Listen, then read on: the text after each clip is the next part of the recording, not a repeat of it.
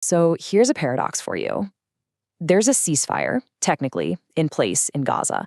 But at the same time, the whole situation is incredibly fragile. The path to any kind of lasting peace has completely stalled, and it's leaving the entire region right on a knife's edge. Let's break down what's really going on here. Right. So, what's the blockage? I mean, if the fighting has largely paused, why are the peace talks at a total standstill? To figure this out, we've really got to look at the plan that was proposed, where exactly the disagreements are, and what's truly at stake for everyone involved. All right, first up, the peace plan itself. After the most recent ceasefire, this new framework was put forward to try and build something permanent.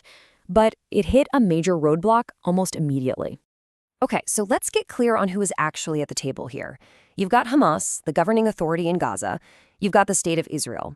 And trying to mediate between the two of them, you have international peacemakers, led by the UN envoy Nikolai Mladenov, with some pretty significant backing from the US.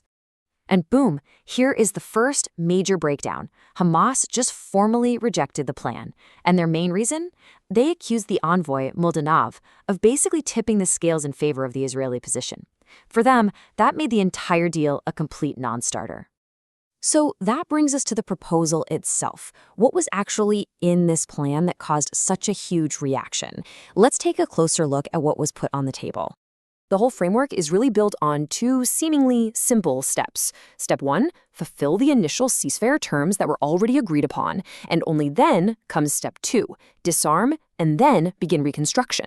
And as you're about to see, that very specific order, well, that's the entire problem. Let's get a little more specific. Phase 1 is all about what Israel needs to do: complete its military withdrawal, reopen the critical Rafah crossing, and get essential services back up and running. Phase 2 then shifts the focus to the future of Gaza: demilitarization, which is presented as the key to unlocking all the major humanitarian aid, and finally, rebuilding.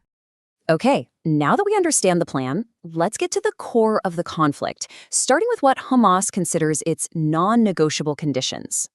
And here it is, the crucial sticking point. Hamas essentially drew a line in the sand. They've declared they will not even begin to discuss Phase 2, which means their disarmament, until Israel has completely and totally fulfilled every single one of its obligations from Phase 1. Period. This really lays out the deadlock perfectly. On one side, you have Hamas demanding complete all of Step 1, then maybe we'll talk. But on the other side, the plan itself requires a commitment to disarmament before the real benefits, like reconstruction, can even begin. These two positions are just fundamentally in opposition to each other. You see, for Hamas, this isn't just about the sequence of events. It's about leverage. They argue that their weapons are their main bargaining chip. As this quote shows, they see those arms as directly connected to the much bigger political goal of Palestinian self-determination. So in their view, giving up that leverage without a concrete political solution already in place, well, that's just not an option. So we've heard Hamas's side. Now let's look at Israel's position, and you'll see exactly why these two sides are so completely stuck.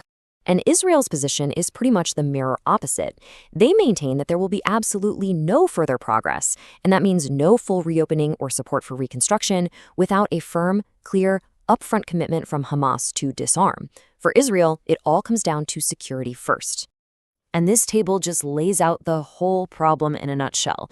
You have the plan, which says disarmament is a prerequisite for reconstruction. You have Hamas, which says Phase 1 has to be finished before they'll even talk about disarming.